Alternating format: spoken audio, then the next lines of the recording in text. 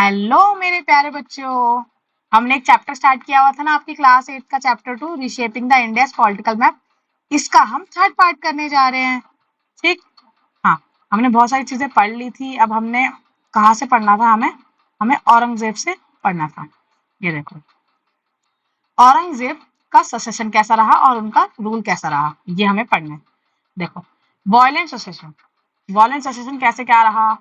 अब देखो, औरंगजेब के टाइम पे एक्चुअली हुआ क्या था। देखो, इससे पहले का मैं आपको बता दूं, थोड़ा हमने अकबर के बारे में पढ़ा था, अकबर का लास्ट पढ़ा था। उसके बाद हमने शाहजहां के बारे में थोड़ा सा पढ़ लिया था, और जहांगीर के बारे में पढ़ा था कि जहांगीर को पेंटिंग वेंटिंग करना और ये सब चीजें बहुत ज्यादा पसंद थी। और जो उनका ग्रैंड सन थे, मतलब अकबर का ग्रैंड सन शाहजहां, इनके टाइम पीरियड को गोल्डन एज बोला जाता है, क्योंकि आर्ट एंड कल्चर में बहुत उन्होंने काम किया था, जैसे कि हमारे हमारी टॉम रेड फोर्ट ये सब बनाया था। अब है हमारा औरंगजेब। जो औरंगजेब आया, औरंगजेब किसका बेटे थे? शाहजहां के। तो इसके टाइम पे क्या हुआ, इन 1657 में शाहजहां फेल इल। शाहजहां जो थे वो बहुत ज्यादा, उनकी क्या हुआ, वो बहुत ज्यादा उनकी तबीयत खराब हो गई थी। और वो चाहते थे कि उनका जो एल्डेस्ट सन है दारा शिकोह, वो सक्सीड करे उनके बाद। लेकिन जो औरंगजेब जो था, वो दारा शिकोह जो था, उनका यंगर भाई था, मतलब छोटा भाई था। उसको बिल्कुल नहीं, वो बिल्कुल नहीं चाहते थे। अब औरंगजेब को, अब एक बार बताओ, कभी कोई चाहेगा कि मतलब उसके बड़े भाई को बना दे? मतलब ठीक है, कुछ कुछ जगह पे ऐसा होता है, लेकिन यहाँ पर तो ऐसा नहीं था। यहाँ पर उनके बड़े भाई, मतलब जो ये, मतलब जो शाहजहां था, वो तो दारा शिकोह को बनाना चाहते थे अपना सर। उनको औरंगजेब नहीं पसंद थे, क्योंकि औरंगजेब की रही होगी कुछ ना कुछ ऐसी चीजें जो नहीं पसंद थी, मतलब एक पिता होने के बावजूद भी। और दूसरी बात, वो उनके सबसे अपने होते ना कि उससे बड़े बेटे को बनाना था उनको। लेकिन अब औरंगजेब ने, मतलब औरंगजेब ने क्या किया, जब दारा शिकोह, उनको पता चला कि दारा शिकोह को बनाया जा रहा है, तो उनको बड़ा वो लगा कि अरे भाई, दारा शिकोह को क्यों बनाया जा रहा है, मेरे को बनना है, मैं बहुत स्ट्रांग हूँ। उन्होंने दारा शिकोह को क्या किया था, हरा दिया था और एग्जीक्यूट कर दिया था, मरवा दिया था, मार दिया था। ठीक, ऐसा। Showing his severed head to the Shahjahan. हाँ। और यहाँ तक कि सिर्फ मारा ही नहीं, मारने के बाद उनका जो हेड है उसको अपने पिताजी को ऐसे प्लेट में रख के ऐसे पेश किया गया था। ठीक। तो सोचो एक शाहजहां के ऊपर क्या बीती होगी उस टाइम पे। अब औरंगजेब जो था ऑल्सो एग्जीक्यूटेड वन ब्रदर, उन्होंने और भी एक अपने भाई को मार दिया था। एक को उन्होंने वो एग्जाइल में भेज दिया था, मतलब देश निकाल कर दिया। इम्प्रिजन था शाहजहां, और यहाँ तक कि उन्होंने अपने पिताजी को, मतलब सोचो ये जो औरंगजेब था, उन्होंने अपने पिताजी, कौन थे इनके पिताजी? शाहजहां। शाहजहां को भी कहाँ डाल दिया था? आगरा फोर्ट की जो जेल है वहां डाल दिया था, जब तक उनकी डेथ नहीं हो गई। सिर्फ सोचो, एक साम्राज्य पर रूल करने के लिए औरंगजेब ने क्या क्या किया। अपने सबसे बड़े भाई दारा शिकोह को मारा, अपने एक भाई को एग्जाइल भेज दिया, एक भाई को और मार दिया, और अपने पिताजी को भी उन्होंने जेल में डाल दिया। ठीक। ये थे हमारे औरंगजेब। अब देखो, औरंगजेब जो था वो एक एम्परर के तौर पे क्या था। Aurangzeb crown himself emperor in the 1658 and took the title of the Alamgir. जब इन्होंने खुद को अपना राज, मतलब ऐसे पूरे साम्राज्य का राजा घोषित किया, और तो इन्होंने अपना एक टाइटल लिया था। उस टाइटल का नाम क्या था? आलमगीर। आलमगीर का मतलब क्या होता है? कॉन्करर ऑफ द वर्ल्ड, कि मैं पूरे वर्ल्ड को कैप्चर करने वाला बंदा हूँ, ऐसा। ही रूल फॉर द 49 ईयर्स। इन्होंने कितने साल के लिए रूल किया था? 49 years. Longest Mughal rain, longest Mughal का रेन था। अंडर हिम अगर देखा जाए तो मुगल एम्पायर जो था रीच इट्स लार्जेस्ट साइज। हाँ, अभी आप हो सकता है कि आप लोग कंफ्यूज हो जाओ कि 50 ईयर्स का तो हमने अकबर का देखा था, लेकिन शायद थोड़ा सा यहाँ पे कुछ मिस्टेक भी हो सकती है आपके बुक में। नॉर्मली हम यही पढ़ते हैं कि औरंगजेब का रूल एक दो चार महीने या एक साल ही शायद औरंगजेब का रहा था। वहां पे शायद थोड़ा सा मिस्टेक होगी, क्योंकि इन दोनों में से किसी एक तो हाईएस्ट हो सकता है, और अगर यहाँ पे लार्जेस्ट साइज लिखा हुआ है तो औरंगजेब का लार्जेस्ट होगा। ठीक। मैं देख लूंगी एक बार, कमेंट सेक्शन में पिन भी कर दूंगी वो कमेंट। अब under him the Mughal empire reach its largest size. कि मुगल एम्पायर ने क्या किया था, अपना रीच किया था largest size, and specially in the south. Face the constant rebellion. इनके टाइम पे बहुत ज्यादा रिबेलियन हो रहा था, क्योंकि जो औरंगजेब जो था ना, वो और बहुत ज्यादा क्रूर था, और ये चाहते थे बिल्कुल साउथ तक अपना क्या करना, पूरा साम्राज्य को फैलाना। अब हमने ये चीजें देखी हुई है कि जो जितना ज्यादा ऐसा क्रूर होता है और ज्यादा एक्सपेंशन करना चाहता है, उसको उतनी ज्यादा क्या फेस करनी पड़ती है? रेजिस्टेंस फेस करनी पड़ती है। तो इन्होंने बहुत ज्यादा रेजिस्टेंस फेस करी थी। रेजिस्टेंस इन्होंने किससे फेस करी थी? तो डेक्कन रीजन जो है वहां से फेस करनी पड़ी थी। Spend the last 25 years fighting Wars. Last के जो 25 साल थे इनके, वो सिर्फ इन्होंने फाइटिंग फाइटिंग में गुजार दिए थे। इतनी लड़ाइयां लड़ी इसने, इतनी लड़ाइयां लड़ी कि जो पूरी ट्रेजरी थी, जो उनका पूरा जो होता है ना, सोना चांदी, ये सब सब उनके ट्रेजर जो था वो हो चुका था, ड्रेन हो चुका था, खत्म हो चुका था। इसके जो एम्पायर जो था, एम्पायर जो पूरा एडमिनिस्ट्रेशन जो था, अब पैसा नहीं होगा तो एडमिनिस्ट्रेशन कैसे होगा? तो हमारा इनका एडमिनिस्ट्रेशन कैसा हो चुका था? वीकन हो चुका था। Led to decline of the Mughal power, और इसकी वजह से पूरा जो मुगल पावर था वो क्या हो चुका था, डिक्लाइन। ठीक, आफ्टर हिज डेथ, जब जैसे ही इसकी डेथ हुई, मतलब औरंगजेब की जब डेथ हुई, तो इसके बाद के जो बाकी के जो बाद में जो रूलर्स थे उनके तो हम नाम भी इतने नहीं पढ़ते, उनको लेटर मुगल पीरियड बोल दिया जाता है बस। उस टाइम पे जितने भी रूलर आए वो सारे कैसे थे, वीकन थे। आफ्टर हिज डेथ इन 1707, उसके बाद हुआ क्या, religious policies and the controversies. अब बहुत सारी रिलीजियस पॉलिसीज के बारे में हम पढ़ेंगे और हम कंट्रोवर्सीज क्या होती है। औरंगजेब जो था वो एक स्ट्रिक्ट सुन्नी मुस्लिम था, एक सिया होते हैं मुस्लिम और एक सुन्नी होते हैं, तो स्ट्रिक्ट वाला सुन्नी मुस्लिम था। एंड लिव द ऑस्ट्रियल लाइफ, मतलब ये बहुत ज्यादा साधारण जिंदगी जीता था। वैसे तो इसने बहुत सारा अपने पिता भाई सबको वैसे मरवाया और बात बात करी, मतलब एक भाई को मरवा दिया, एक क्या, लेकिन पर्सनल लाइफ में अगर आप औरंगजेब को देखो तो ये बहुत सीधा साधारण जीवन जीना पसंद करते थे। तो ऑस्ट्रिया की तरह लाइफ जीते थे, बिल्कुल एक साधु संत की जैसे। अनलाइक अकबर, अकबर के अपोजिट में अगर देखा जाए तो इन्होंने क्या क्या किया था, इसने अपना यहाँ पे अपना मतलब इतनी साधारण लाइफ जीता था और लोगों को भी यही बोलते थे साधारण लाइफ जो, तो इसने बैन कर दिया था म्यूजिक पे, डांस पे, री इम्पोज करते थे जजिया, जो अकबर ने जजिया को हटाया था इसने फिर से लगा दिया और नॉन मुस्लिम्स। इन्होंने इंट्रोड्यूस कर दिया पिलग्रिमेज टैक्स ऑन हिंदू, जो मैंने बताया था ना कि हाँ अगर हिंदू को अपने मतलब भगवान का दर्शन करना है, मंदिर मस्जिद मतलब मंदिर जाना है बेसिकली हिंदू, तो उसके ऊपर भी टैक्स इन्होंने लगा दिया था, पिलग्रिमेज टैक्स। ठीक, टेम्पल डिस्ट्रक्शन करी बहुत ज्यादा, क्योंकि बहुत ज्यादा ऐसे मुस्लिम चीजों को बहुत प्रमोट करते थे और उस चीजों के लिए। रिलीजियस इंटॉलरेंस थे, इनको सिर्फ अपने रिलीजन से मतलब था, सिर्फ मुस्लिम रिलीजन से, और किसी रिलीजन से उसको कोई मतलब नहीं था। जैसे कि हमारा अकबर को, जबकि इनसे अपोजिट वो रिलीजियस टॉलरेंस थे कि वो उनको सारे रिलीजन को वो उनके यहाँ पे सस्टेन हुए थे, सब लोगों को प्रमोशन भी हुआ था, सारे रिलीजन को इक्वल इंपॉर्टेंस दी जाती, लेकिन यहाँ पे ऐसा कुछ नहीं था।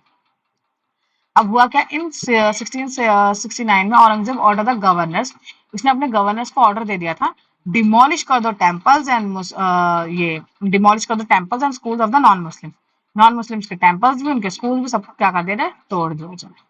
स्टॉप देयर रिलीजियस प्रैक्टिसेस, यहाँ तक कि उनको रिलीजियस प्रैक्टिसेस को भी रोकने की कोशिश करी गई।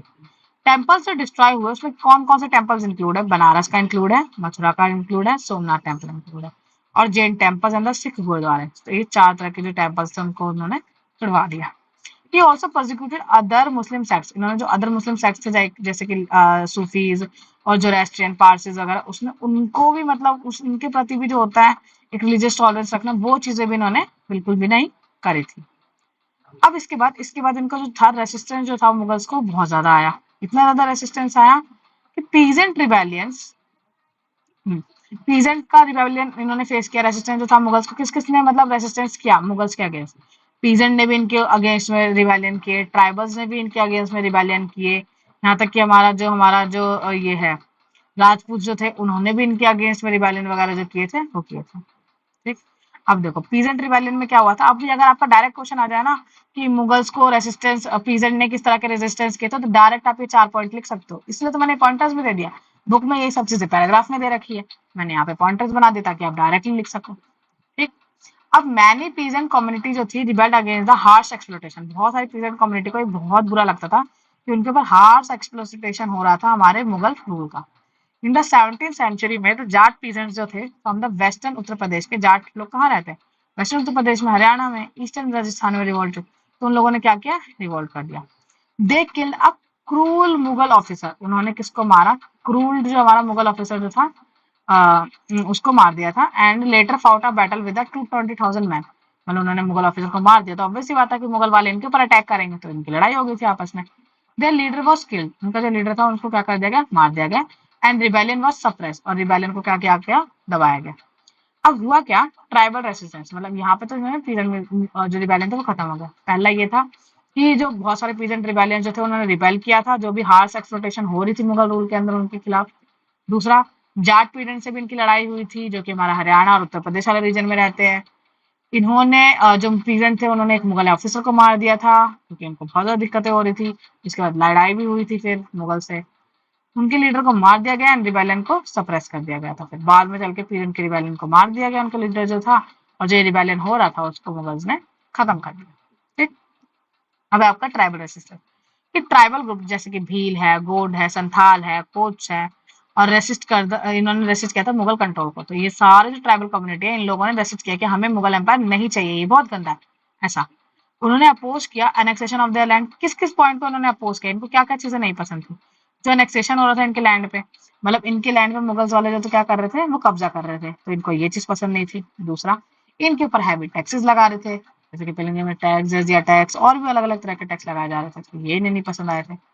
अब हुआ क्या, सम ट्राइब्स जो थे वो वर सबड्यूड और the slowly integrated into the empire, तो उसको सबड्यू किया गया और स्लोली इंटीग्रेट किया गया पूरे एम्पायर में। कुछ ट्राइब्स को हमारा सबड्यू किया गया और स्लोली इंटीग्रेट किया गया हमारे एम्पायर में। अदर्स अगर देखा जाए तो specially in the forest, hills और रिमोट एरियाज कैप्ट सम इंडिपेंडेंस, कि इनको जो था बहुत सारे जो एरिया जो थे, जैसे कि फॉरेस्ट हो गया, हमारे हिल्स हो गए और हमारे रिमोट एरियाज हो गया, ये सब जो थे इनको इंडिपेंडेंट रहना था, तो इसलिए भी हमारे रेसिस्टेंस हो रहा था यहाँ पे। ठीक, अब हुआ क्या, हमारे राजपूत के टाइम पर कैसे क्या हुआ और राजपूत के टाइम पे हमारा कैसे यहाँ पे रूल किया गया, या राजपूत का रूलिंग टाइम कैसा था, इसके बारे में हम पढ़ेंगे। Rajput legacy and the location, Rajput live in the north west India, जो राजपूत रूल कर रहे थे वो नॉर्थ वेस्ट इंडिया में, मतलब जो हमारा राजस्थान वाला एरिया ना, इधर वाला एरिया, वहां पे हमारे कौन रूल करते हैं, Rajput. Inherited the proud tradition, उनका इनहेरिटेड प्राउड ट्रेडिशन, उनको अपने ट्रेडिशन पे क्या है, बहुत ज्यादा गर्व है, from the earlier dynasty like the Pratiharas, जैसे प्रतिहार्स को बहुत ज्यादा गर्व है, वैसे इनको भी है। They often fought invaders from the outside India, इन्होंने बहुत सारे जो इन्वेडर्स थे उनसे क्या किया था, लड़ाई वड़ाई करी थी, जो कि आउटसाइड इंडिया से। अब खुद सोचो आप, इनकी जो लोकेशन है वो हमारी ये देखो, यहाँ पे है राजपूत रूलर्स का लोकेशन। तो जब भी कोई बाहर से आएगा तो वो किससे लड़ाई करेगा, इनसे नहीं लड़ाई करेगा, बिल्कुल लड़ाई होगी। तो इसीलिए यहाँ पे इन्होंने बहुत सारे आउटसाइडर्स को उन्होंने भगाया था, यहाँ पे राजपूत रूलर्स था, यहाँ पे हमारे भाव आउटसाइडर्स है।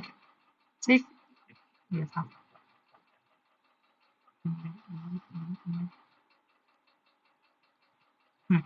ठीक, they often fought invaders from the outside India after the Khilji conquest के बाद Rajput rebuild their kingdom, Rajput ने क्या किया था, अपने किंगडम्स को रीबिल्ड किया था जब खिलजी का कॉन्क्वेस्ट हो गया था उसके बाद। टू मेजर राजपूत क्लैंस जो थे, जो हम पढ़ते हैं, एक पढ़ते हैं मेवाड़ और एक पढ़ते हैं मारवाड़, जो इनके जो क्लैंस में, जो इनका दो बंटवारा हुआ था क्लैंस में। अब फेमस राजपूत जो रूलर्स हैं वो कौन कौन है, पहले हैं हमारे राणा कुंभा, जो कि जाने जाते हैं अपने रेसिस्टिंग इन्वेजन के लिए। दूसरे हैं हमारा राणा संगा, एक राणा कुंभा और एक राणा संगा। इन्होंने यूनाइट किया था मैनी राजपूत क्लैंस को, won the battles against the sultans, इन्होंने लड़ाई जीती थी अपने सुल्तान के अगेंस्ट वगैरह में, and defeat by the Babur, और इनको जो था फेमस राजपूत रूलर को बाबर के द्वारा हरा भी दिया गया था एट द बैटल ऑफ खानका में। ठीक, ये अभी खानका वाली बैटल कौन सी है, मैंने बताया था ना 1526 से लेकर 1530 तक ऐसे 3-4 बैटल हुई थी लगातार, ये मैं शॉर्ट्स में आपके लिए एक बना दूंगी कि हाँ कौन कौन सी हुई थी। तो उसमें एक बैटल ऑफ खानका करके हुई थी, उसी में इनको हरा दिया गया था। ठीक, अब देखो महाराणा प्रताप और हल्दी घाटी वाली लड़ाई जो कि बहुत फेमस है। तो महाराणा प्रताप जो थे, जो कि मेवाड़ के थे, अभी हमने पढ़ा कि दो इनके क्लैन थे, एक मेवाड़ और एक मारवाड़। तो जो मेवाड़ वाला जो क्लैन था इनका, refuse to accept the Mughal rule, उन्होंने बिल्कुल मना कर दिया कि हमें मुगल रूल नहीं पसंद है। For the battle of Haldi Ghati, तो इनकी लड़ाई हुई हल्दी घाटी वाली, एंड इन 1576 में अगेंस्ट द अकबर आर्मी।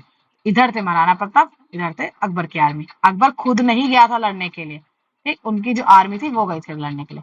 दो defeated he escaped and continue the guerrilla warfare from the Aravalli hills, Maharana Pratap जो थे वो हार भी गए थे और वो भाग गए थे। वो कहाँ भाग गए थे, भाग के उन्होंने फिर बाद में फिर जो अपनी लड़ाई कंटिन्यू करी थी वो उन्होंने गुरिल्ला वॉरफेयर करी थी। अब गुरिल्ला वॉरफेयर क्या होती है ये मैं आपको बता देती हूँ। गुरिल्ला वॉरफेयर एक ऐसी लड़ाई होती है जिसमें जो ये होते हैं ना, बहुत सारे, जैसे मान लो बहुत सारे आर्मी के जो लोग हैं वो करते कैसे लड़ाई, वो पहले जो होते हैं लड़ाई करते हैं, पहले मारते हैं, हमला करते हैं और फिर आम लोगों में जाके मिल जाते हैं। अब जब ये वापस लड़ाई करने आते हैं, मतलब ढूंढने आते हैं, तो ये आम लोगों में मिल गए। समझ ही नहीं आता कौन हमारा ये जो आम बंदा है, मतलब आम आदमी है, और कौन हमारा आर्मी वाला है, मतलब जो ये लड़ने वाला है, तो पता ही नहीं चलता। तो गुरिल्ला वॉरफेयर में होता ही है कि अपना लड़ाई करके फिर आम लोगों में छिप जाते हैं, फिर लड़ाई अटैक करते हैं, फिर जाके छिप जाते हैं। इस तरह की गुरिल्ला वॉरफेयर ये करते हैं फ्रॉम द अरावली हिल से।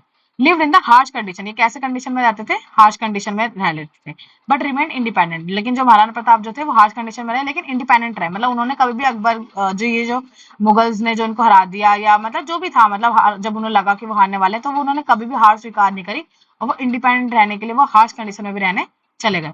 उन्होंने रिसीव किया था strong support from the Bhils, जो महाराणा प्रताप जो था उनको किससे सपोर्ट मिला था, भील से। हेल्प एज आर्कर के तौर पे उनको, मतलब वो जो निशानेबाजी होती है उसकी तरह उनको हेल्प मिली।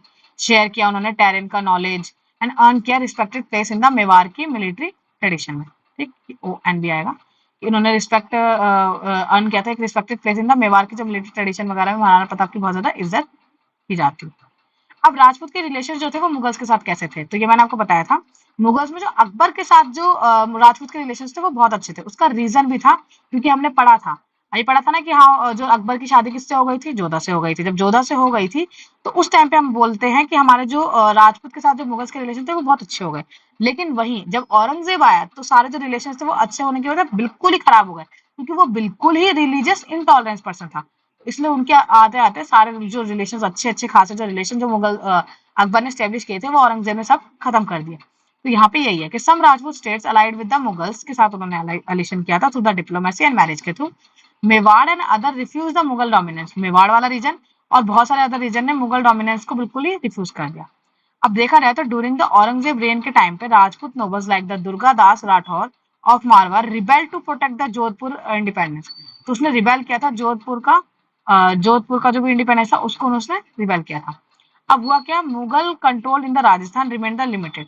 मुगल का जो कंट्रोल राजस्थान में था वो रिमेन बहुत लिमिटेड था, बहुत कम ही रीजन पे वो कंट्रोल कर पाए थे। इसके बाद अब हमने पूरा नॉर्थ का पढ़ लिया कि हाँ पूरे नॉर्थ में हमारे पहले दिल्ली सल्तनत आया, नीचे हमारे होयसाला थे, हमारे यहाँ पे बहमनी किंगडम थे, यहाँ विजयनगर था, पूरा नॉर्थ का पढ़ लिया। उसके बाद हमारे दिल्ली सल्तनत के बाद हमारे मुगल्स आ गए, वो भी हमने पढ़ लिया। पूरा नॉर्थ से लेकर साउथ तक हमने अलाइन कर लिया। अब हमारा एक जो एरिया रह गया वो है हमारा नॉर्थ ईस्ट, वो रह चुका है। तो ये अहोम वाला जो रूलर है, ये अहोम वाला जो किंगडम है वो कहाँ का एरिया है, ये हमारे नॉर्थ ईस्ट का एरिया है। और मैंने बताया था कि यही एक लौते पर्सन ऐसे हैं जिनके यहाँ पे इन्होंने मुगल्स को हरा दिया था। मुगल्स को हराने वाला अगर कोई किंगडम अगर आपसे कोई पूछ ले तो वो कौन है, अहोम किंगडम है। ठीक है। Origin and the settlement, the Ahoms migrated from the present day Myanmar से लेकर to the Brahmaputra valley in the 13th century की। ये जो अहोम जो है वो माइग्रेट हुए थे from the present day Myanmar से ब्रह्मपुत्र वैली में आए थे। म्यांमार मतलब हमारे इंडिया से बाहर रहते थे और ब्रह्मपुत्र वैली मतलब अंदर, इंडिया के अंदर ये आ गए थे। इन्होंने कौन सा किंगडम स्टार्ट किया अपना, अहोम किंगडम। कहाँ पे स्टार्ट किया, असम में। ए से असम, ए से Ahom. Resistance to the sultanate and the Mughals, इन्होंने रेसिस्टेंस दिया था ना ही सिर्फ मुगल्स को बल्कि सल्तनत को भी, दोनों को ही इन्होंने वो किया। The Ahom resisted the expansion by both. Ahom जो थे वो उन्होंने क्या किया, रेसिस्टेंस क्रिएट करी। उन्होंने रेसिस्ट किया किसको, एक्सपेंशन। उसने दिल्ली सल्तनत जो अपना एक्सपेंशन कर रहे थे इसको वो भी नहीं पसंद थे अहोम को, और जो मुगल्स जो अपना एक्सपेंशन कर रहे थे इनको ये भी नहीं पसंद आ रहा था। तो they use a unique system called the Paika system. इन्होंने कौन सा सिस्टम चलाया था अपना, पाइका सिस्टम बोला जाता है। Every able body man gave the labour और the military service to the state. जो अहोम किंगडम का हर इंसान जो था उसने क्या किया था, लेबर और मिलिट्री सर्विस दी थी स्टेट को, मतलब कि गवर्नमेंट को। इन रिटर्न हुआ क्या, they receive the land rights. उनको क्या मिल गए थे, लैंड राइट्स मिल गए थे। This help build the public infrastructure and maintain the large force without a permanent army. तो इन्होंने अपनी पब्लिक इंफ्रास्ट्रक्चर या मतलब बहुत उन्होंने अपना लार्ज फोर्स कर लिया था, एक तरह की आर्मी इन्होंने अहोम ने भी बना ली थी, ताकि अब आराम से जो करते थे ये हमारे मुगल्स को और सल्तनत को बहुत ज्यादा अच्छे से रेसिस्ट कर पा रहे थे। ठीक।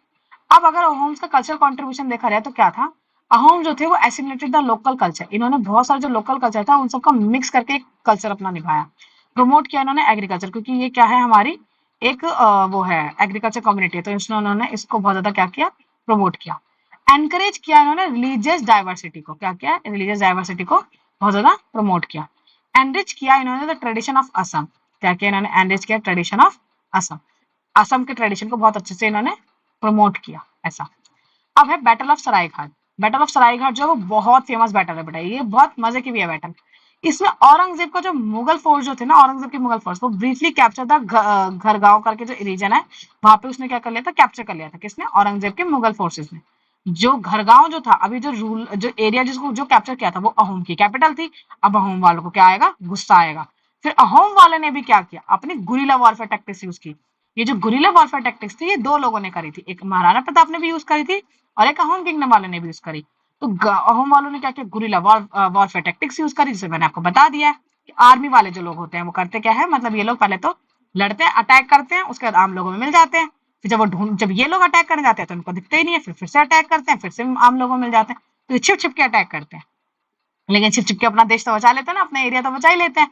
तो क्या बुरा है, वो बोलते हैं ना everything is fair in love and war. तो ये वॉर में तो कुछ भी चलेगा, तो इसलिए नॉलेज ऑफ द टेरेन। अब इनको जो होम जो थे उनको नॉलेज भी थी टेरेन की। अब जो मुगल्स थे उनको तो नॉर्थ ईस्ट के बारे में या वहां पे कैसे कैसे क्या मैदान है, कैसा है यहाँ पे माउंटेन है, इसके बारे में नहीं पता था। जहाँ पे हम रहते हैं हमें उसी एरिया का पता होता है, तो इन लोगों को नहीं पता था। और किसको पता था इसके बारे में, तो अहोम वहां के वो मतलब वहां के नेटिव लोग थे, लोगों को सब कुछ पता था। उन लोगों ने उस चीज का ही फायदा उठाया, knowledge of the terrain. Forest की नॉलेज थी, हिल्स की नॉलेज थी और रिवर्स की नॉलेज थी इनको। अब हुआ क्या, in the battle of Saraighat में नियर द गुवाहाटी के आसपास, जो कि आज असम की एक बहुत फेमस सिटी है, उसके आसपास क्या हुआ, ये लड़ाई हुई थी। कौन सी? Battle of Saraighat. बोरफुकन जो है, लचित बोरफुकन, ये जो थे अहोम के कमांडर थे। इन्होंने 10,000 जो इनके बंदे थे उनको लीड किया था, होता ना मिलिट्री ऑफिसर जो मिलिट्री को रूल करता है, उन्होंने रूल किया। और 10,000 की आर्मी, अहोम की 10,000 की आर्मी ने मुगल की 30,000 की आर्मी को हरा दिया। और ये हुई कि हाँ हम मतलब छोटे हैं तो क्या हुआ, अपनी पावर को अंडर एस्टिमेट मत करो कभी भी। ठीक, ऐसे आप लोग भी टॉप कर सकते हो। ठीक, अहोम प्रिजर्व देयर इंडिपेंडेंस, और अहोम ने अपने प्रिजर्व करी इंडिपेंडेंस। उन्होंने बोला हम इंडिपेंडेंस थे, हैं और हमेशा रहेंगे। ठीक, तो इतना बड़ा मुगल शासन जिसने इतने लोगों पे कंट्रोल किया, इतनी सारी डायनेस्टी पे कंट्रोल किया, लेकिन एक डायनेस्टी पे, एक जगह पे वो बिल्कुल रूल नहीं कर पाया। वो कौन सा रीजन था? अहोम। इसके बाद है राइज ऑफ द सिख, कि हमारा जो सिख एम्पायर था वो कैसे हमारा बना और कैसे क्या हुआ। तो जो सिख हम जो स्टार्टिंग बताते हैं ये किससे हुआ, तो गुरु नानक जो देव जी थे उनसे स्टार्ट हुआ। इसको बोलते हैं अर्ली सिखिज्म, जो था इनके टाइम पे आया। इन द 15th सेंचुरी में Guru Nanak spread the message of equality. Guru Nanak ji ने क्या क्या मैसेज स्प्रेड किया था? इक्वालिटी, सारे लोग बराबर हैं, कंपैशन, सब लोगों को ऐसे इज्जत दो, चीजें करो, कंपैशन करो, सब कंपैशन वाली चीजें हैं। वननेस ऑफ गॉड, कि सारे भगवान एक है, वननेस ऑफ गॉड में बिलीव करने की बात बोली। His followers were called the Sikh, इनके जो फॉलोवर जो थे उनको क्या बोला जाता था? सिख बोला गया। Sikhism start as a spiritual movement, कि पहले जो थी स्पिरिचुअल मूवमेंट थी, सिर्फ अपने ऐसे शुद्धि करने वाली मूवमेंट, बाद में चल के फिर एक प्रॉपर एक रिलीजन बन गया था, फिर रिलीजन की तरह पूजने लगे, और आज भी सिखिज्म बहुत इंपॉर्टेंटली चलता है। ठीक, गुरु तेग बहादुर का मैरिट्रोम। अब देखो, जो गुरु तेग बहादुर जो थे उनको कैसे मारा गया या क्या हुआ था, इसके बारे में आपको पढ़ना है। कश्मीरी पंडित, आपको पता है 1675 में क्या होता है? कश्मीरी पंडित short help from the Guru Tegh Bahadur.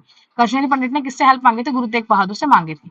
क्यों मांगी थी? अगेंस्ट द रिलीजियस प्रोसिक्यूशन, क्योंकि वहां पे कश्मीरी पंडित को बहुत ज्यादा मारा जा रहा था, रिलीजियस प्रोसिक्यूशन किया जा रहा था उनका। तो उन्होंने किससे हेल्प मांगी? तो गुरु तेग बहादुर से मांगी।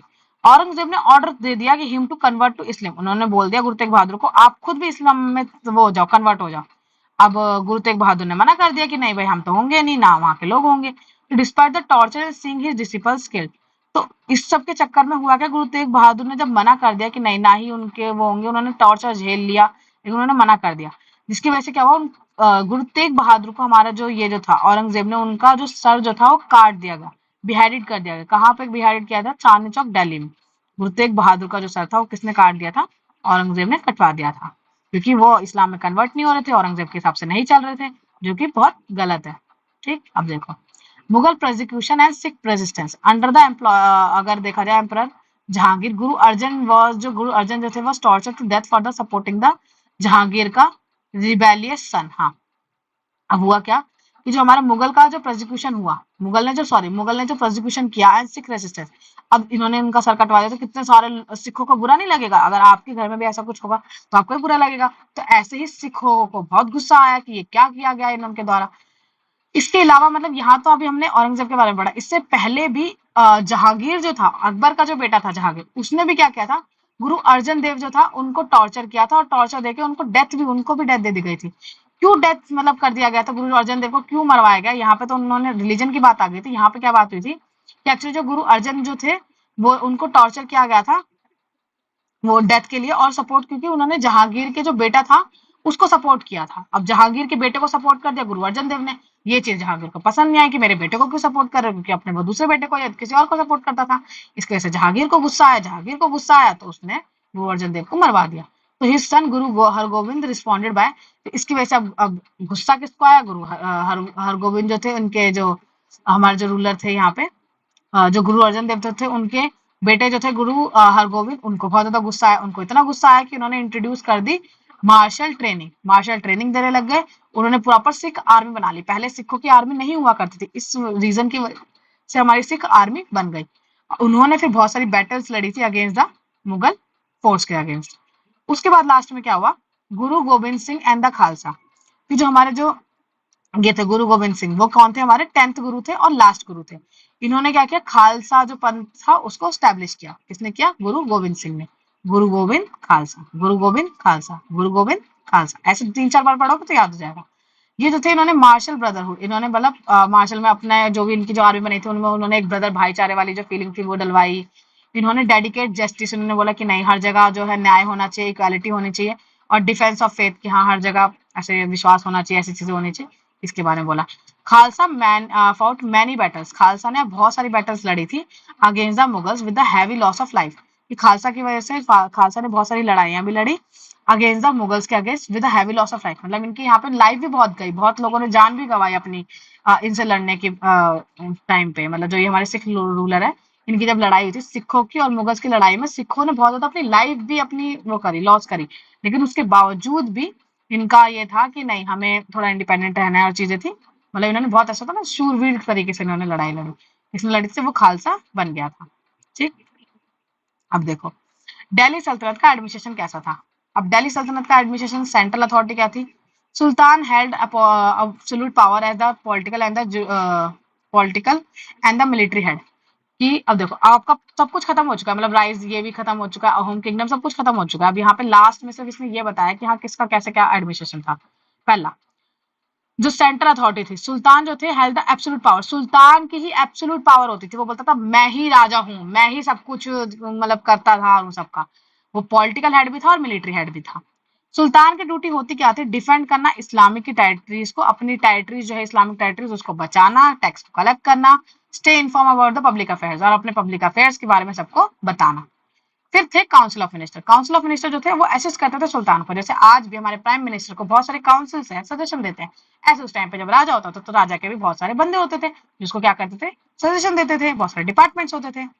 इसके अलावा यहाँ पे एक इक्ता सिस्टम चलता था, इक्ता सिस्टम जो था वो land assign to the nobles, जो भी राजा के अंदर जो उसके खास खास बंदे होते थे उनको क्या मिलता था, लैंड मिलता था, और जो लैंड मिलता था उसको क्या बोलते थे, इक्ता बोलते थे, इक्ता सिस्टम के तहत। और जिस नोबल को मिलता था उसको क्या बोलते थे, इक्तेदार बोलते थे। उनको बहुत सारी लैंड दे दी जाती थी और उनको बोला जाता था कि आप इस लैंड से कलेक्ट कर सकते हो टैक्सेस, और ये टैक्सेस जो है वो राजा को, कुछ कुछ हिस्से का टैक्स राजा रखता था और बाकी जो था वो उस नोबल को ही दे दिया जाता था। इसके अलावा जो था रिवेन्यू, रिवेन्यू जो था after expense send to the sultan treasury, revenue मतलब वही मैंने बता दिया ना कि हाँ कुछ हिस्सा वो खुद रखते थे और कुछ हिस्सा राजा को देते थे। हेल्प करने के लिए अब इतना सिस्टम के अंदर उन्होंने बोल रखा था कि मेंटेन करनी है आपको अपनी आर्मी भी। इसके अलावा पोस्ट वर नॉट हेरिडिटरी, ये जो पोस्ट जो थी वो हेरिडिटरी नहीं हुआ करती थी, मतलब एक पोस्ट अगर आपको मिलेगी तो उसके बाद आपके आपके बच्चों को नहीं मिलेगी, आपके बच्चे अगर उतनी मेहनत करेंगे, मेरिट बेस पे थी ये पोस्ट, जो इक्ता सिस्टम था। अब जो टैक्स बर्डन था यहाँ पे वो fall heavily on the peasants, कि वो उसने इतना ज्यादा टैक्स लगा दिया था पीजेंट के ऊपर कि पीजेंट्स जो थे वो बहुत ज्यादा क्या हो रहे थे, परेशान हो रहे थे। And some accounts mention the cruelty in the revenue collection, और कुछ कुछ आपको बुक्स में तो ये भी दिख जाएगा कि इन्होंने रिवेन्यू कलेक्शन के लिए क्या किया था, बहुत ही ज्यादा टैक्स लगाया था, हैविली टैक्स लगा रखा था, जिसकी वजह से वो बहुत ज्यादा परेशान हो गए थे। अब है मुगल एडमिनिस्ट्रेशन कैसा रहा। तो अकबर ने रिफॉर्म जो किए थे, जैसे कि रीऑर्गेनाइज किया था उसने administration for the better control और एफिशिएंसी के लिए। की ऑफिसर्स कौन थे मुगल के टाइम पे, जैसे कि दीवान, मीर बख्शी, दीवान कौन सा ऑफिसर होता था, फाइनेंस ऑफिसर, मीर बख्शी कौन सा था, मिलिट्री ऑफिसर। डायरेक्ट पेपर में क्वेश्चन आएगा एक नंबर का ये। ठीक, फिर एक होता था खाने सामान, ये खाने सामान देखो नाम से पता चल रहा है सामान, कौन कौन सा सामान, जैसे कि पब्लिक वर्क वाला काम, ट्रेड वाला काम, एग्रीकल्चर वाला काम, रॉयल हाउस होल्ड वाला काम, ये कौन करता था, खाने सामान। फिर एक सदर करके बना था, सदर का जो काम था उनका क्या काम था, जस्टिस देना, रिलीजन, एजुकेशन, ये सारा काम किसका था, सदर का था।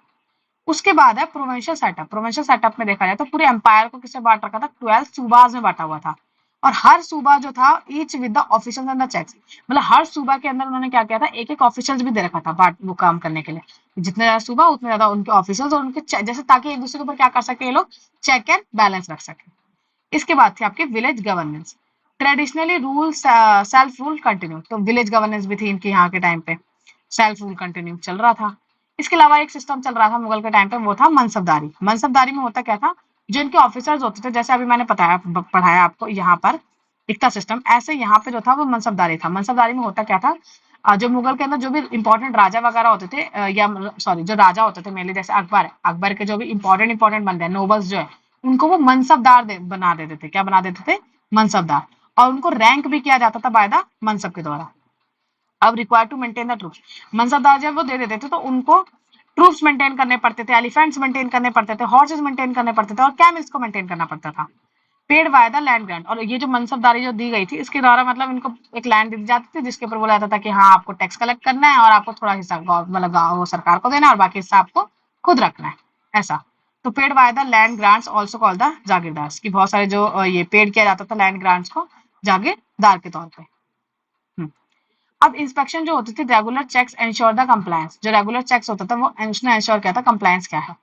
Religious composition, non Muslims were a minority in the administration, जो नॉन मुस्लिम्स होते थे वो क्या थे, एक माइनॉरिटी के तौर पे थे हमारे एडमिनिस्ट्रेशन के अंदर। फॉरेन ओरिजिन जो था, Muslims often prefer over the Indian origin and ones, जो फॉरेन ओरिजिन जो मुस्लिम्स होते थे वो क्या करते थे, ऑफ्टनली प्रेफर करते थे over the Indian origin ones. Todarmal, अब देखो मुगल के टाइम पे ना एक बहुत इंपॉर्टेंट पर्सन था टोडरमल करके। टोडरमल जो था उनका काम क्या था, रिवेन्यू सिस्टम को पूरा मैनेजमेंट करने का काम किसका था, टोडरमल का था। क्रॉप की सर्वेस करवाना, अब जो टोडरमल जो था, रिवेन्यू सिस्टम पूरा हाथ में था, तो पूरे रिवेन्यू को कैसे बढ़ाया जाए, कैसे कम किया जाए, इसके बारे में सारी जो जानकारी थी वो किसकी थी, टोडरमल की थी। तो क्रॉप की सर्वे करने का जो वो दिया था, तो क्रॉप की सर्वे किया जाता था टोडरमल के अंदर, प्राइस की असेसमेंट की जाती थी फिर से। लैंड मेजर, लैंड का जो मेजर था वो भी कैसे किया जाता था, सिस्टमेटिकली, कि ये लैंड जो है वो कितना वो दे सकती है, कितना इसके ऊपर वो प्रॉफिट अर्न कर सकते हैं, ये सब चीजें बता रखी थी। Boosted the revenue and the strengthen the governance, उसने रिवेन्यू को भी बूस्ट किया और स्ट्रेंथन किया गवर्नेंस सिस्टम को भी। ठीक, टोडरमल के जो रिवेन्यू सिस्टम था उसने। अब है लास्ट आपका, ये लास्ट टॉपिक बचा है आपका, पीपल की लाइफ। पीपल की लाइफ कैसी थी यहाँ पे, पीपल की लाइफ जो थी वो कैसी थी, इकोनॉमिक लाइफ कैसी थी। एग्रीकल्चर जो थी बेटा वो बैकबोन थी इस इकोनॉमी की। रूलर जो थे हैविली जो थे ऑन लैंड रिवेन्यू, रूलर जो थे रिलाई करते थे heavily on the land revenue, मतलब रूलर्स ने जो अपने लैंड के ऊपर जो टैक्स लगा रखा था, वो लैंड के ऊपर टैक्स से बहुत ज्यादा क्या करते थे, अर्न करते थे। लैंड रिवेन्यू जो होता था वो कितना होता था, 1/5 होता था प्रोड्यूस का, मतलब अगर वो 100 किलो लैंड पे अपना अनाज उगा रहे हैं, तो उसमें से जो 20% जो उनको अपना जैसे गेहूं है वो किसको देना पड़ेगा, राजा को देना पड़ेगा। सम सुल्तान, कुछ कुछ रूलर्स तो बेटा इतने ज्यादा ही होशियार थे कि 1/5 नहीं, सीधा 1/2 ही लगा दिया था, कि मतलब 100 किलो में पूरा 50 किलो तुम सरकार को ही दे आओ। कितनी गलत चीज थी, है ना। इसके बाद देखो इरिगेशन एक्सपेंशन, इरिगेशन एक्सपेंशन में क्या था कि इन्होंने इरिगेशन के लिए भी काम करवाया। अब देखो इरिगेशन का मतलब क्या होता है, जो खेत के अंदर हम पानी वानी डलवाते हैं ना, उसको बोलते हैं इरिगेशन। तो उसकी फैसिलिटी उस टाइम पे उन्होंने दी थी, कि हाँ उन्होंने कुएं खुदवा दिए थे, ट्यूबवेल्स वगैरह, ट्यूबवेल्स तो नहीं उस टाइम पे, लेकिन कुएं वगैरह खुदवा दिए थे। तो इरिगेशन का एक्सपेंशन हुआ था, boosted the productivity and allowed the multiple cropping. Irrigation अच्छी होने की वजह से मल्टीपल क्रॉपिंग हो पाती थी। मल्टीपल क्रॉपिंग का मतलब क्या होता है, एक ही बार एक ही मतलब स्थान पे बहुत सारी क्रॉप्स को उगा लेना। फिर था हमारी क्रॉप्स, क्रॉप्स में क्या था, हमारी फूड क्रॉप, जैसे कि rice, wheat, barley, pulses, sugar cane, spices, ये सारी क्रॉप्स उगाई जा रही थी। नॉन फूड में जैसे कि कॉटन, सिल्क, वुल, डाइज, टिम्बर, जूट, इतनी सारी क्रॉप्स उगाई जा रही थी। फिर है फेमाइन्स। अब कभी कभी क्या होता था कि हमारा जो था फेमाइन भी आ जाता था, हमारा कभी कभी क्या होता था, फेमाइन आ जाता था। फेमाइन आना मतलब वही आपका वो होता है ना, सूखा पड़ जाना। तो कभी कभी क्या होता था, सूखा पड़ जाता था। Relief depended on the rulers policy, कितनी ज्यादा उनको रिलीफ मिलेगी ये रूलर की पॉलिसी के ऊपर डिपेंड करता है। मान लो अगर कोई रूलर है वो बहुत ही ज्यादा अच्छा है ना, तो वो क्या बोलेगा, वो बोलेगा कि अरे नहीं मतलब तुम्हें क्या बोलते हैं, इस साल तो मतलब बहुत ज्यादा खेती जो है फेमाइन आ गई है, तो तुम टैक्स मत दो, हम तुम्हें ये उल्टा छूट दे देते हैं, ये चीजें दे देते हैं, वो चीजें दे देते हैं। ऐसे करके जो छूट दी वो कौन देता था, जो अगर कोई रूलर बहुत ज्यादा अच्छा है। अगर कोई रूलर बहुत स्ट्रिक्ट है जैसे औरंगजेब जैसा, तो वो तो बिल्कुल नहीं देगा, नहीं नहीं मुझे नहीं पता, मुझे तो टैक्स चाहिए जहां से मर्जी लेके आओ, ऐसा चीज थी। अब इंडस्ट्री और आर्टिशंस की लाइफ कैसी थी उस टाइम पे, टेक्सटाइल प्रोडक्शन तो होता ही था, फ्लरिश था इस टाइम पे, चल रहा था। कौन कौन सा टेक्सटाइल प्रोडक्शन चल रहा था, जैसे कि कॉटन, कॉटन के कपड़े, सिल्क के कपड़े, वूल के कपड़े। क्राफ्ट पीपल जो थे मेड द वेपन्स, वो क्या करते थे, अपने वेपन्स को बनाते थे, यूटेंसिल बनाते थे, ऑर्नामेंट्स की शॉप्स थी और ज्वेलरी की शॉप्स थी। इसके अलावा शिप बिल्डिंग जो थी वो advance to the support the river and the overseas trade, कि शिप बिल्डिंग एक्टिविटीज भी होती थी, इतनी एडवांस थी कि वो रिवर को और ओवरसीज जो ट्रेड है उसको भी सपोर्ट करती थी। इसके अलावा ट्रेड और करेंसी कैसी थी, India had a trade surplus, India के पास उस टाइम पे ट्रेड सरप्लस था। आज के टाइम पे इंडिया ट्रेड डेफिसिट में है, उस टाइम पे हम सरप्लस में रहते थे, हम हमेशा ज्यादा एक्सपोर्ट करते थे और कम इंपोर्ट करते थे, क्योंकि हम खुद इतने ज्यादा सेल्फ सफिशिएंट थे। एक्सपोर्ट करते क्या थे, एक्सपोर्ट पहले करते कहाँ से थे, कैलिकट से, मैंगलोर से, सूरत से, मसूलीपट्टनम से, हुगली से। ठीक, अगर किसी को पता है ये कौन कौन से स्टेट में है तो आप अपने कमेंट सेक्शन में बता सकते हो। फिर है इंपोर्ट कहाँ से, इंपोर्ट किस चीज का करते थे, इंपोर्ट करते थे हम सिल्क का, सिल्क इंपोर्ट करते थे। हॉर्सेज इंपोर्ट करते थे, हमारे यहाँ के रूलर्स को हॉर्सेज का बहुत शौक था, हॉर्सेज इंपोर्ट करते थे। मेटल इंपोर्ट करते थे, लग्जरी गुड्स इंपोर्ट करते थे, ये सारी चीजें हम क्या करते थे, इंपोर्ट। हुंडी सिस्टम भी चल रहा था। हुंडी सिस्टम क्या होता है, enable the safe fund transfer across the region, जो फंड ट्रांसफर हो पाता है एक जगह से दूसरी जगह पे बहुत सेफली, इसको बोलते हैं हम हुंडी सिस्टम। इसके अलावा जो थी करेंसी, मल्टीपल मेटल कॉइन्स चल रहे थे। मुगल इंट्रोड्यूस द रुपया, मुगल ने क्या इंट्रोड्यूस किया था? रुपया, जो कि सिल्वर का होता था, और दाम जो कि कॉपर का होता था। ठीक। इसके अलावा सोशल और कल्चरल लाइफ कैसी थी? गिल्ड्स जो थे, गिल्ड्स को क्या बोलते हैं? शेरनीज बोलते हैं। एंड जातीज सपोर्टेड द डिसेंट्रलाइज इकोसिस्टम, की सपोर्ट करते थे डिसेंट्रलाइज। डिसेंट्रलाइज का मतलब क्या होता है? जब राजा अपने हाथ में सारी पावर ना रख के अपने लोगों को भी पावर्स देता है। Communities adapted to changing rulers, communities जो थी उन्होंने क्या किया था? अडेप्ट कर रखा था चेंजिंग रूलर्स को, वाइल प्रिजर्विंग द ट्रेडिशन, कि रूलर्स चेंज होते होते कम्युनिटी ने अडेप्ट कर लिया था टू चेंजिंग रूलर्स, क्योंकि कम्युनिटी को पता था कि अभी ये रूलर है, फिर ये रूलर है, फिर ये रूलर है, वो अपना ट्रेडिशन बचा के रखते थे भले कितने भी रूलर्स चेंज हो जाए। कल्चरल एक्सचेंज हुआ था यहाँ पे, led to the shared heritage, बहुत सारी चीजें एक्सचेंज होती है। अब जैसे इतने सारे कल्चर रहते हैं तो एक कल्चर दूसरे कल्चर के साथ क्या करता है? इंटरेक्ट करता है ना, जैसे हिंदू मुस्लिम के साथ, मुस्लिम ईसाई धर्म के साथ, तो ऐसे इन्होंने कल्चरल एक्सचेंज भी चीजें हो रही थी। इसके अलावा रिलीजियस को एग्जिस्टेंस, इसका मतलब क्या है कि रिलीजन जो थे वो क्या हो रहे थे? एक दूसरे के साथ को एग्जिस्ट कर रहे थे, एक दूसरे के साथ रह रहे थे, वो कि बहुत कॉमन था। डिस्पाइट द ओकेजनल क्लैशेस, और कभी कभी क्लैशेस होते थे। Artisans and literature received patronage from the rulers and the communities, arts और जो लिटरेचर जो था वो रिसीव करते थे पैट्रोनेज, किससे रिसीव करते थे? रूलर से। अब जो रूलर्स होते थे ना, उस टाइम के रूलर्स इतने अच्छे होते थे ना, कि जैसे मान लो आपने कभी किसी मूवी में भी देखा होगा कि अरे तुमने मेरी बहुत अच्छी पेंटिंग बनाई है, ये लो आप, तुम्हें इतना सारा पैसा दिया जाएगा। तो इस तरह की चीजें जो था, जो उस टाइम के जो रूलर्स थे वो करते थे। तो इससे क्या होता था? इनको जो छोटे छोटे लोग होते थे उसको बहुत पैट्रोनेज मिलता था, बहुत लोगों को ऐसा मोटिवेशन मिलता था कि हमें भी राजा की बहुत अच्छी फोटो बनानी चाहिए, ताकि हमें भी ये चीजें मिले, फैसिलिटीज दी जाए। इसके अलावा है आपका चैलेंजेस एंड इक्वालिटी। इसमें क्या है? पीजेंट्स जो थे often retain the little produce after taxes. अभी हमने देखा कहीं कहीं पे तो 50-50% टैक्सेस लगा दिया गया था। अब इसके वजह से जो पीजेंट के पास बचेगा वो तो इतना सा बचेगा, तो वो कैसे अपना खाएगा, बचाएगा, बेचारा अगले सीजन के लिए पैसे भी सेव करके रखेगा, इस सीजन में वो खाएगा, कैसे करता था? तो बहुत ज्यादा उनको प्रॉब्लम फेस करनी पड़ती थी। ठीक है, और कभी कभी तो इतना ज्यादा बॉन्डेड लेबर भी हो गया था यहाँ पर। Craft person and the labours face the economic hardship, जो क्राफ्ट पर्सन जो थे और लेबर जो थे, लेबर, उनको क्या फेस करनी पड़ी थी? इकोनॉमिक हार्डशिप, उनको बहुत ज्यादा प्रॉब्लम फेस करनी पड़ी थी, पैसों की कमी। वेल्थ एंड कंसंट्रेशन, इसमें क्या था? Most among the rulers, wealth concentration जो था, ज्यादातर जो पैसा होता था वो किसके पास होता था? रूलर्स के पास ज्यादा होता था, ऑफिशियल्स के पास होता था, मर्चेंट जो होते थे, बिजनेसमैन, उनके पास होता था। गरीब लोगों के पास, ट्राइबल के पास, पीजेंट्स के पास तो पैसा बहुत ही कम होता था। ठीक।